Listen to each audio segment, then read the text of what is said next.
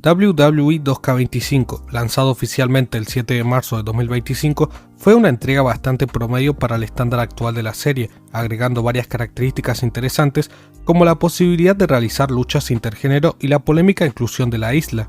En medio de esta etapa de transición y de la ambición de 2K por llevar la experiencia a una mayor cantidad de plataformas posible, WWE 2K25 llegaría a Nintendo Switch 2 en julio del mismo año, después de 7 años desde su último intento con 2K18, un port desastroso que finalmente lograría redimirse con el éxito de la versión para Switch 2. Con esto en mente, en enero de 2025, junto con el anuncio del juego, también se confirmaría que 2K estaba colaborando con Netflix Games para llevar 2K25 a dispositivos móviles, un proyecto que volvería a traer un juego de estilo de simulación a celulares después del olvidado WWE 2K lanzado en 2015.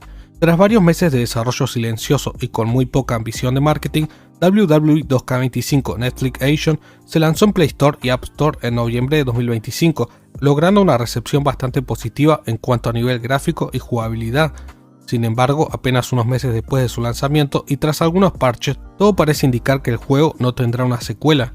Durante la semana pasada se dio a conocer que Netflix habría desistido de renovar el acuerdo para futuras entregas móviles de WWE 2K tras el lanzamiento de 2K25, cancelando cualquier posibilidad de ver versiones de 2K26 o incluso 2K27 en celulares.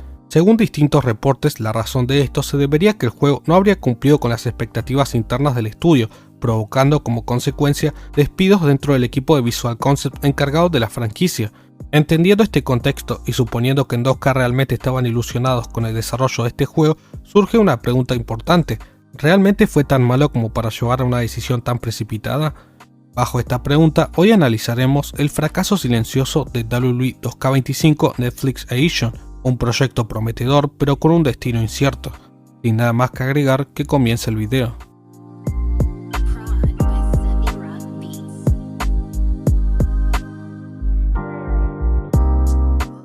Como mencionamos durante la introducción, WWE 2K25 Netflix Asian se lanzó mundialmente en noviembre de 2025, casi al final del soporte principal del juego en consolas, pero todavía con una ventana lo suficientemente amplia como para hacerse notar entre los jugadores casuales. Para acceder al título, que puede descargarse de forma gratuita desde Play Store en Android y App Store en dispositivos iOS, es obligatorio contar con una suscripción activa a Netflix, algo que llega de la mano con el acuerdo firmado entre WWE y la plataforma para impulsar nuevas exclusividades en distribución digital.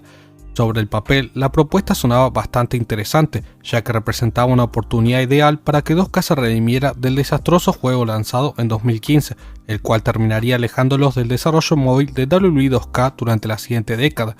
Además, esto encajaba perfectamente con la ambición de llevar la serie a la mayor cantidad de plataformas posibles, aprovechando tanto el enorme crecimiento tecnológico que tuvieron los dispositivos móviles en los últimos años, como la popularidad que podía generar la llegada de WWE a Netflix. Aunque los detalles del proyecto se mantuvieron prácticamente desconocidos durante gran parte del desarrollo, la expectativa era que el juego pudiera equipararse con las versiones de consola. Esto se debía a que títulos importantes como algunos juegos recientes de la saga Resident Evil o incluso Death Stranding habían logrado adaptaciones sorprendentes en dispositivos móviles de alta gama, manteniendo gran parte de la experiencia original prácticamente intacta. En teoría parecía un proyecto completamente viable. WWE 2K25 Netflix Asian se lanzó finalmente el 19 de noviembre de 2025 para dispositivos iOS y Android, después de una campaña de marketing bastante silenciosa, acompañada únicamente por algunos trailers y capturas promocionales. Aunque esto no parecía indicar nada negativo, fue recién cuando los jugadores pudieron probar el juego que comenzaron a aparecer los primeros cuestionamientos al proyecto. Uno de los más evidentes desde el inicio fueron los elevados requisitos técnicos necesarios para ejecutarlo. Muchos esperaban una entrega más optimizada y accesible para celulares. Sin embargo, ocurrió todo lo contrario. El juego exigía Android 12 o iOS 17 en adelante, limitando automáticamente la experiencia a usuarios con teléfonos relativamente modernos y en muchos casos de gama alta. Pero más allá de este problema inicial, a nivel visual, los adelantos prometían una conversión móvil con un resultado gráfico relativamente competente. Los modelos mantenían cierto nivel de detalle durante los combates, las animaciones seguían siendo similares a las versiones principales y, en líneas generales, el apartado visual se acercaba bastante a la configuración baja de PC. En cierto punto todavía se sentía como un port relativamente sólido de 2K25. Sin embargo, esa ilusión comenzaría a romperse tras entrar al menú principal y explorar el contenido disponible. El juego nos presenta únicamente 4 modos principales: exhibición, multijugador online, modo carrera y tutorial. Dándole una oportunidad al modo exhibición, en su versión de lanzamiento el juego ofrecía combates 1 contra 1 sin descalificación, luchas en pareja y variantes sin descalificación de estas mismas modalidades. Es un contenido bastante básico, aunque al menos cumplía con lo mínimo esperado para una entrega móvil. Posteriormente tenemos el listado de luchadores disponibles. Desde un inicio se nos confirmó que 2K25 Netflix Asian contaría con un roster limitado de poco más de 40 luchadores, siguiendo la misma filosofía minimalista que el resto del proyecto.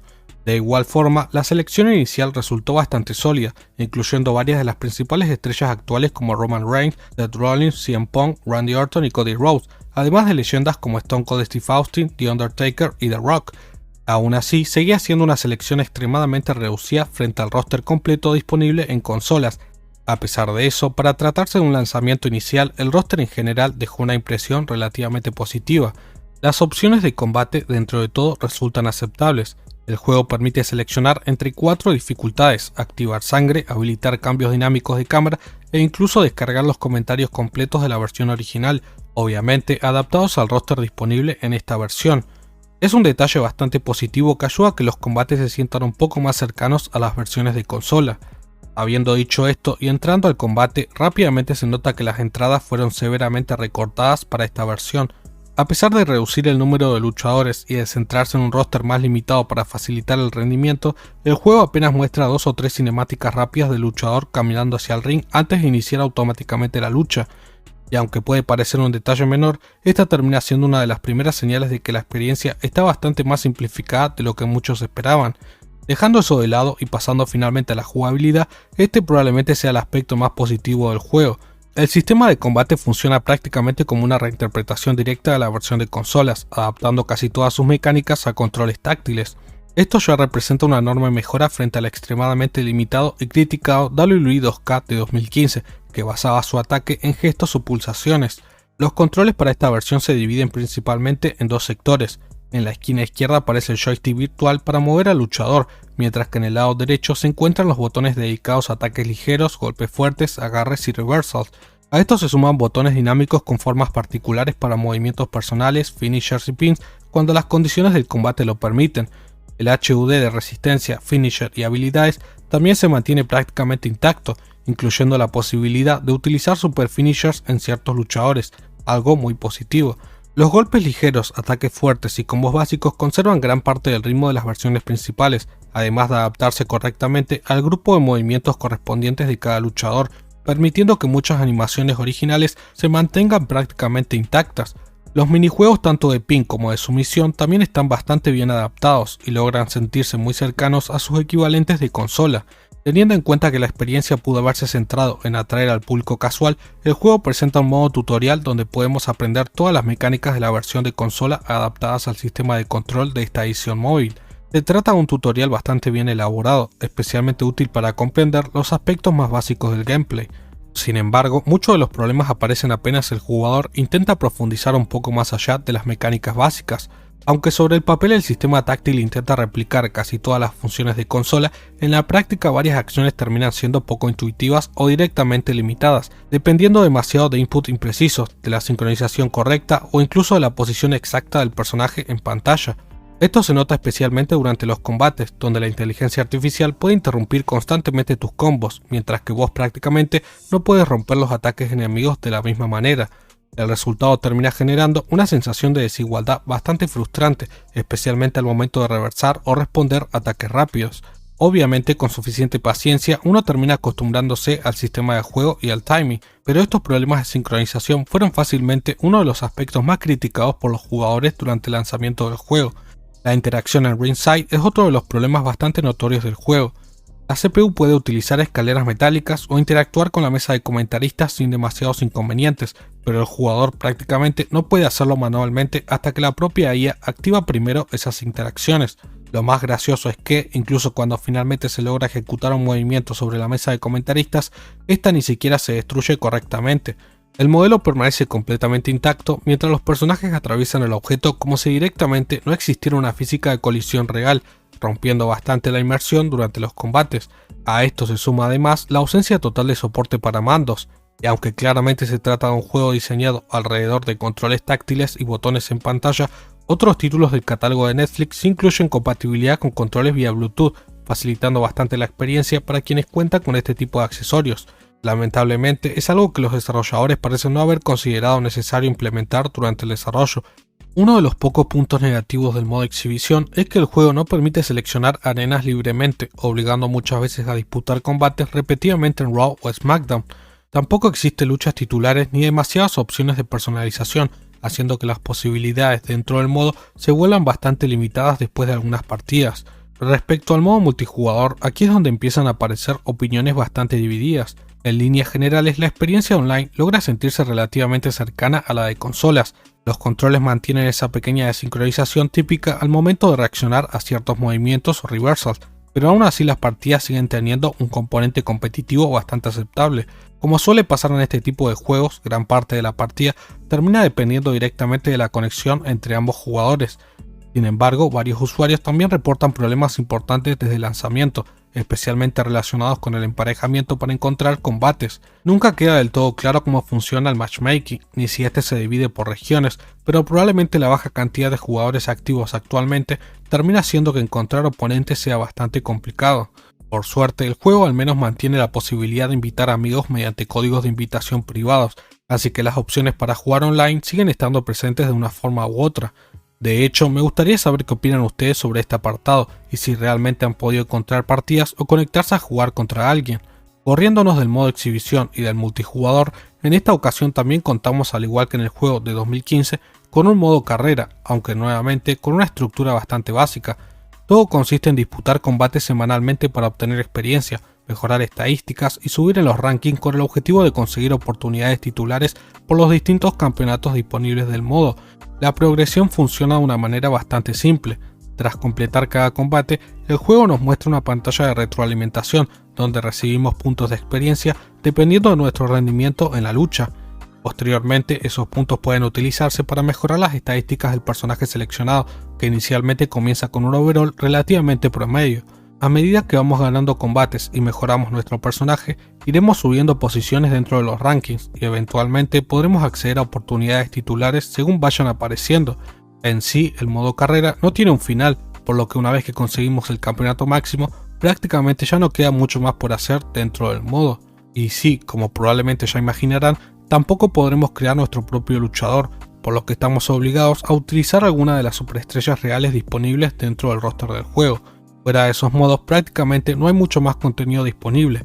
No existen creaciones de personaje, no está presente el modo universo, tampoco el showcase y mucho menos My Faction, algo particularmente extraño considerando que probablemente era el modo que mejor podía adaptarse al ecosistema móvil gracias a su estructura basada en progresión y coleccionismo de cartas.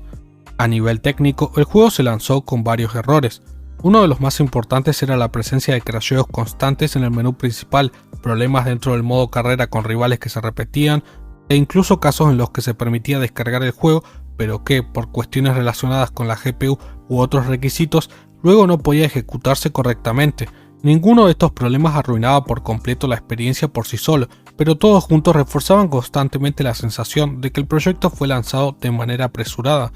Y lo más llamativo es que, incluso actualmente, todavía existe una página oficial de soporte de Netflix Game donde varios de estos errores aparecen en investigación, con algunos casos acumulando más de 3 meses de espera sin una respuesta concreta. Eso deja bastante en evidencia el estado de abandono o al menos la baja prioridad en el que parece encontrarse actualmente 2K25 Netflix Edition. Tras el lanzamiento, el juego recibió un soporte temporal bastante regular, probablemente también condicionado por la cercanía de 2K26, que rápidamente pasó a convertirse en la principal prioridad para Visual Concept y 2K. A través de algunos parches se fueron agregando luchadores como Penta, Finn Balor, Lyra Valkyria, Asuka y Sheamus, además de contenido menor como la arena de WrestleMania 40, para intentar variar un poco las repetidas arenas de Raw y SmackDown. El último parche hasta la fecha se lanzó el 13 de abril de 2026, incorporando nuevos personajes y algunas estipulaciones adicionales como triple amenaza, Fatal 4-Way, Handicap e incluso el Royal Rumble. Sin embargo, estipulaciones clásicas como el TLC, Steel Cage o Hell in a Cell no parecen estar planeadas para integrarse al juego. En ese sentido, y viendo el panorama completo, WWE 2K25 Netflix Edition termina quedando en una posición bastante extraña. No llega a ser un desastre injugable, pero tampoco ofrece razones realmente fuertes para justificar su existencia. Da más la sensación de ser un producto creado para cumplir con el acuerdo comercial entre WWE, 2K y Netflix que la de un proyecto desarrollado con ambición, identidad propia o una verdadera intención de crear algo a largo plazo. En conclusión, definiría WWE 2K25 Netflix Edition como un fracaso silencioso, principalmente por lo poco que se habló del proyecto después de su lanzamiento y por la falta de planes reales de expansión más allá de algunos parches enfocados en corregir errores.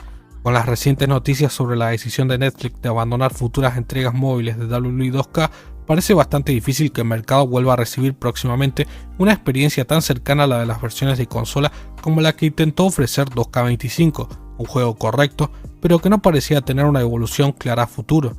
Viendo las decisiones que 2K ha tomado con la franquicia durante los últimos años, todo parece indicar que el panorama sigue siendo complicado para los fanáticos de los videojuegos de WWE, quienes continúan reclamando un producto de mayor calidad en las plataformas principales. Ojalá los desarrolladores puedan dar el volantazo necesario para recuperar la confianza de los jugadores, algo que quedó fuertemente cuestionado tras el lanzamiento de 2K26 y las recientes polémicas alrededor de la excesiva avaricia de los ejecutivos frente a un producto cada vez más descuidado. Me gustaría saber qué opinan ustedes sobre el futuro de la saga en la caja de comentarios. Sin nada más que agregar, espero que este video haya sido de su agrado. La idea era hacer una reseña general del juego varios meses después de su lanzamiento y al mismo tiempo funcionar como una especie de secuela de aquel video que hice hace un tiempo, donde analizamos WWE 2K de 2015, un juego que terminó sufriendo un destino bastante similar, aunque más por culpa de malas decisiones de diseño que lo llevaron rápidamente al olvido. Ahora sí, los invito a apoyar al video con su pulgar arriba si este análisis les pareció interesante y también a suscribirse para seguir viendo más contenido relacionado con los juegos de WWE.